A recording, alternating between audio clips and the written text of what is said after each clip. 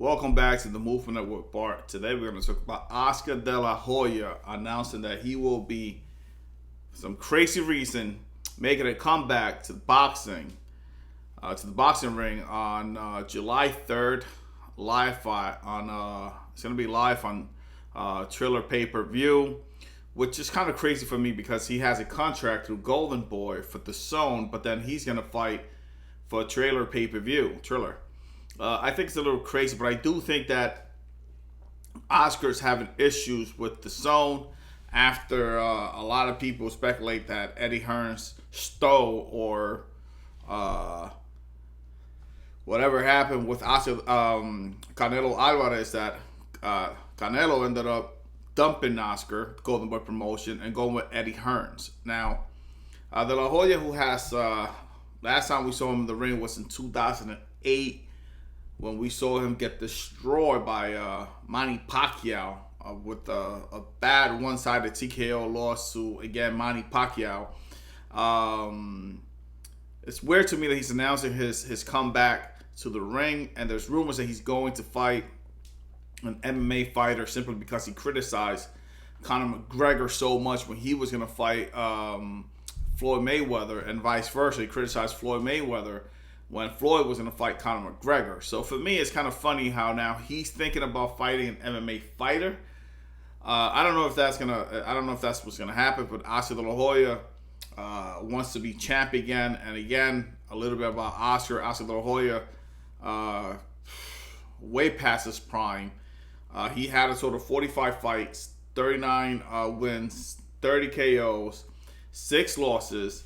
And out of those 6 losses, he got knocked out twice. The first time we saw Oscar De La Hoya get stopped was against Bernard Hopkins, the executioner. I don't know if you guys, I will never forget how Oscar De La Hoya was acting like a fish out of water when B-Hop hit him with a body shot and he kept on pounding on the canvas, but he couldn't get up. If you have all that energy to hit the canvas, you have the energy to get back up. Now, I do understand some of my critics are going to start saying, well, you never been hit with a body shot. Listen, I've boxed before, not at that level, obviously. But, if you have so much energy, get up. Then, the last time we saw him, again, versus Manny Pacquiao in 2008, that's the second time he got stopped, and that was just an embarrassment. He had, his coach at that time was Nacho Beristain, which is the coach of Juan Manuel Marquez, and I guess he figured Marquez is doing so well versus Manny Pacquiao. Let me hire Nacho and go right ahead and fight Manny. But if you look at Oscar De La Hoya's career, Oscar De La Hoya is not a bad fighter. He's never been a bad fighter. I don't know if he's an outstanding fighter, the best fighter, but one of the things is, for me, he was a great boxer. He fought a lot of big fights, from Sweet Pea to Hector Camacho, Julio Cesar Chavez, Ike Cortez, Obacar, Felix Trinidad, his first loss, by the way, to 1999. I actually saw the fight live. That fight made me fall in love with boxing a little more than what I already was when I was younger. I remember seeing that fight live. Loved that fight. And then we saw Oscar De La Hoya lose to Sugar Shane Mosley. I think he came back and fought Arturo Gatti. And then after that fought some other guy, maybe had 2 fights, and then fought Fernando Vargas on one of my favorite fights ever. Fernando Vargas was talking so much trash. And I will never forget how Oscar De La Hoya just stood to the plan that Floyd Sr. had put into place. For me, it was a great fight. After that, we saw him lose again to, I'm not going in order. I'm going kind of not fight per fight, but every kind of important step in Oscar's career. Then we saw him lose again to Sugar Shane Mosley. And then for me, in 2004, he lost against Felix Storm. That fight, I've watched that fight, I kid you not, no less than 50 times. And I do know that he lost against Felix Storm. Then he was stopped against Bernard Hopkins. Came back and fought Ricardo Mayorga. Stopped Ricardo Mayorga. Then fought Floyd, lost against Floyd, then beat Steve Erbs, and then I believe ended up having his last fight in 2008 versus Manny Pacquiao. Now, here's the thing. Now that I kind of gave you guys the whole history of Oscar De La Hoya's career, the thing is, Oscar De La Hoya said he's going to make his comeback at 154, 160 pounds. Oscar De La Hoya is not a young fighter or a young guy. Oscar De La Hoya is up there already in weight. There's no reason for Oscar De La Hoya to come back and think that he's going to compete with Charlo, Triple G, Canelo. I think that's the fight he's looking for. Canelo against and among other fighters. Now, I don't know if this is the case, and believe me, before even I make this statement, I'm not one that likes to accuse anyone. So I'm gonna use someone's name because this is the person that said it.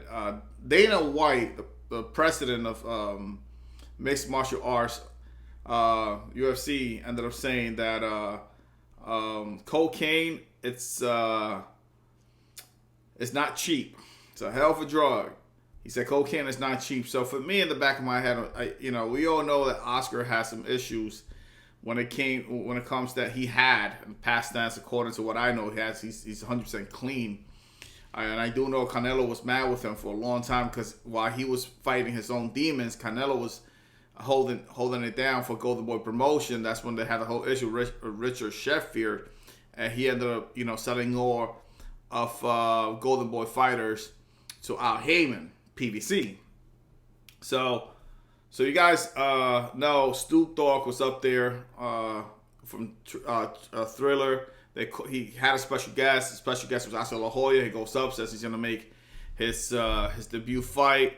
I don't know if it's going to be pay-per-view. It has to be pay-per-view because I do Thriller. I guess they're it's going to be pay-per-view. I do remember.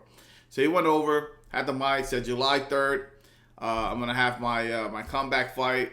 Dropped the mic, walked away, which for me, I don't like stuff like that. You're too old for that, Oscar. And I'm not knocking Oscar. I don't want to kick a man where it's down, but you're too old for that. Let it go. Stop it. Get back to promotion. Get Golden Boy Promotion and put it back to what it was once. Which back then, Golden Boy's Promotion was a hell of a good promotional company. So Oscar De La Hoya was a great fighter, but he's 48 years old now. And what does he got to prove? Absolutely nothing to anyone. Oscar De La Hoya, for me, was a great fighter. He should stay retired. Again, 12 plus years since last time we saw him get destroyed by Manny Pacquiao. So he won't be any better than what he once was today. He's 48 years old. And who is he going to fight? Again, an MMA fighter, I don't think you could see him. No one in the right mind could think that Oscar's going to take on anyone from 145 pounds and up. I mean, they're gonna beat him. So these young fighters are completely built different, and I don't know what it is, but these young fighters, they could fight. I mean, the old fighters they were better, but these new fighters, when it comes to hitting someone like Oscar De La Hoya, where his body's already all beaten up and old, retired, not used to getting hit anymore, and then that brings another point to why Oscar should stay retired. This whole thing is becoming a mockery towards the sport. We have all these YouTubers and all these people that got nothing better to do, so they just want to go and make a quick buck, and they look into boxing. That's going to damage our sport, the sport that we love so much. I've said it before, and I'll say it again. It's going to give boxing a black eye once Oscar goes in there and gets hurt. There should be a degree of respect for this sport, and unfortunately, we're losing that with these so-called, not so-called boxers. Oscar De La Hoya is a hell of a freaking boxer, but I'm talking about when I say so-called boxers, I'm talking about these YouTubers and all those kind of crazy people out there. But Oscar should know better. Oscar he's reached the highest you could ever go when it comes to boxing. So he should definitely know better and respect the sport a bit more. And at the end of the day, this is going to end really, really bad for Oscar. it's gonna end bad for him, and he shouldn't do it. Anyway, that's my personal opinion. I want to hear from you guys. I want you guys to like, comment, and subscribe. If you like what I'm doing, then subscribe. If you don't, you know what? Just please find something else. I have fun doing this. This is not my job. I have a serious job, and this for me, it's entertaining. So I do these things when I get a lunch break, or I'm just tired, or I just want to talk to someone about boxing. I talk to you guys about it and give you guys my personal opinion, especially with the whole lockdown and all this kind of crazy stuff that's going on. So again, thank you guys. Catch you guys in the next one, and stay safe. Peace.